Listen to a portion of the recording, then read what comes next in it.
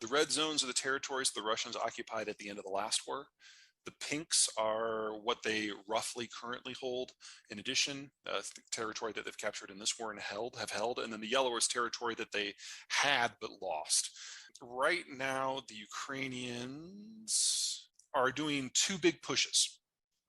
The one going south from Zaporizhia, the goal is to get to the Sea of Azov so that they can then target the Kerch Strait Bridge directly. Now, if you guys remember last year, someone blew up part of the Kerch Bridge. It used to have 4 road lanes and 1 rail lane. 2 of the road lanes were destroyed, and the rail line was so damaged it can't take cargo any longer. So what the Ukrainians want to do is, if they can, that southern push, if they can get to the Sea of Azov, they achieve 2 things. Number one, that last road connection on the Kerch Bridge can be targeted directly, and that's the end of all supply there. And number 2, if they can reach Azov, then land supply north of the Sea of Azov stops, and the entire southwestern front of Ukraine and all of Crimea go from being a launching point to attack Ukraine to an area that has no troop support, no fuel, no food, no ammo, no nothing. And you trigger, hopefully, a collapse in the Russian political system, because it will become obvious to everyone that the Russians can't even support their own forces. And that is where the bulk of Russian forces are. They're having a hard time punching south. This is the area that the Russians have really concentrated their efforts when it comes to defensive emplacements. So you've got a line of mines, and then a line of things like dragon teeth that are anti-tank enforcements, and then a network of trenches. And so far, the Ukrainians have proven unable to get past the mines, much less getting through the real defenses. So I don't want to use the word stalled. There's too many pieces in motion, but it's not going great. The eastern punch into places like Bakhmut, that's actually going a lot better, because the Russians never bothered fortifying the territories that they've held since 2014. And so, especially when it comes to the more recent gains in this war, places like Bakhmut, the Ukrainians are actually having significant effects. Not enough to achieve the sort of breakthrough that is necessary to break the Russian front, but there is more promising activity there. But I've got to have a little bit of caution here. Any battle in which the Ukrainians kill 3 times as many Russians as they lose of their own troops is a battle that the Ukrainians have lost. They're outnumbered massively in this war and between the countries. And the only way that they can win it is by achieving breakthrough, winning a war of movement, and inflicting at least 8-to-1 casualty ratios on the Russians. And that's what we saw last year in places like Kherson and Kharkiv. We have not seen anything like that in the offensive to this point. It's not quite an attritional fight. They're still killing a lot more Russians than they're losing, but just not enough. And unless they can break through and force a rout, it's difficult to see the counteroffensive in its current form really changing the overall strategic picture unless something new comes into the equation. That might be things like longer range missiles, but from the point that the United States and NATO give those to the Ukrainians, it's a couple of months before they can actually impact the battlefield. So we're already talking best case scenario like September, and the end of fighting season is October, because that's when it starts to get muddy again.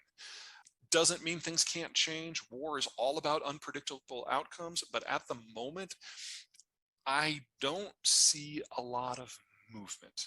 The biggest hope that Ukrainians have right now is that the Wagner effect has removed the best troops the Russians have from the field and introduced a several-day interruption in equipment flows. And the Ukrainians are taking advantage of that on the Eastern Front. But if we were going to see a big breakthrough, I think if we don't see it in the next week, we're probably not going to. Something that we know is that the Swedes know who did this, but they have not said so out loud. Now, I've always thought, because it's the Swedes, that the reason they did this is because if you accuse the Russians publicly with proof of doing the attack, then everyone in Europe has to admit that the Russians have deliberately destroyed European energy infrastructure, and that means you have to cut off all ties overnight. And the Swedes want to make sure Europe has enough time to disengage itself from Russia so it doesn't cause a permanent depression. But let's say the Swedes know that it was the Ukrainians. Well, the Swedes have already told all their allies what they know. It's known at the top, and we haven't had to change a policy out of Europe. So if it was the Ukrainians, there's going to be a lot of uncomfortable conversations to be had publicly, but all of those conversations have already been had privately, and it didn't change the math of the war. In the aftermath of things like Izium and Bucha, we had a crystallization in Europe. Most European leaders have visited the killing fields of Bucha personally, including the Germans. And so the idea that economics can trump the war at this point, I think we've moved past that. Me personally, I still have no idea. It doesn't make sense for the Russians to have blown up their own pipeline, because that was their single largest energy link and their single largest leverage against the Germans early in the war. And it doesn't make sense for the Americans to have done it. Not that we lack the capability, and the Germans and the Russians had that too, but if you go back to September 1st of last year, that's when the Russians turned Nord Stream off. And they publicly told the Germans that you now have to choose. You can either have the energy from us and still be modern, but the cost of that is you have to stab Ukraine in the back. Or we just leave it off and you deindustrialize, which is something we're seeing right now. And people forget that the Germans chose to side with Ukraine. They chose to risk deindustrialization and the destruction of their social and economic model in order to remain Western. I don't think they get enough credit for that. And so from the American point of view, we were getting ready a really big hammer because we thought the Germans were going to go the other direction. When they didn't, we're like, oh, we'll just put that down. And then 2 weeks later, the pipeline was blown up. So from an American point of view, we got everything that we wanted without having to do anything. It doesn't make a lot of sense for us to then blow it up.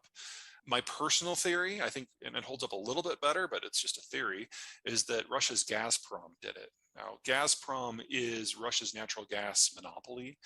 The decision to shut off Nord Stream was made by the Kremlin. It was a political decision. And the way the contracts read for supply to the Germans is if the Russians shut off Nord Stream for any appreciable amount of time, they have to supply compensation to the Germans for the natural gas that was not shipped. And they have to do it at spot market prices, which in the aftermath of September 1 shutoff were 7 times what they were before.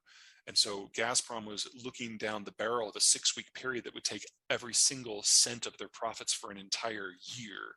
So my guess is they blew up their own pipeline in order to trigger force majeure, but that's just a theory. Russia celebrates national privation. So this isn't Argentina. This isn't even Turkey. This is a country that prides itself on its ability to suffer. So you have to do a lot of punishment in Russia before you hit a breaking point. And I don't think we're anywhere close to that right now. Also, I was wrong. We haven't seen disruptions out of the pipeline system so far. No one has blown up deliberately the pipelines that cross Ukraine. Oh, by the way, that's one reason why I don't think it was the Ukrainians that did it, because they have access to oil and natural gas pipelines that cross their country that are still operational that they haven't blown up. And we haven't had a problem with insurance yet. There hasn't been a single attack by any sovereign state on any Russian tanker, even though they're flowing by Ukraine and flowing by all the NATO countries on their way to India and China. And Indian and Chinese insurance has stepped into the gap to ensure coverage for the shipments. We haven't had a single incident where any of that has been called into question yet, which honestly is really, really weird, because we normally have several incidents a year across the world where shipping insurance has to pay out. So all these replacement insurance systems haven't had to yet, which is just really strange. So I stand by the forecast that this stuff is still incredibly fragile, but I'm very surprised, and have been wrong, that it hasn't happened yet. But let me layer one more concern into that. Russia is still getting income from its energy exports, but you have to think about where the stuff is. This is a picture of central Siberia. It's permafrost. Now, in the south, I realize that this is a completely alien concept, so just bear with me a little bit. Permafrost is in a territory where it's so cold that the subsoil never thaws at all. So you go down somewhere between 5 and 30 feet, and you hit a frozen layer, and ice doesn't drain. So in the summer, when things heat up, the top layer melts and you get these horizon spanning bogs. If you want to produce materials in this environment, what you do is you wait for the land to freeze, and you bring out a large army of dump trucks filled with gravel, sand, and aggregate, and you build berm roads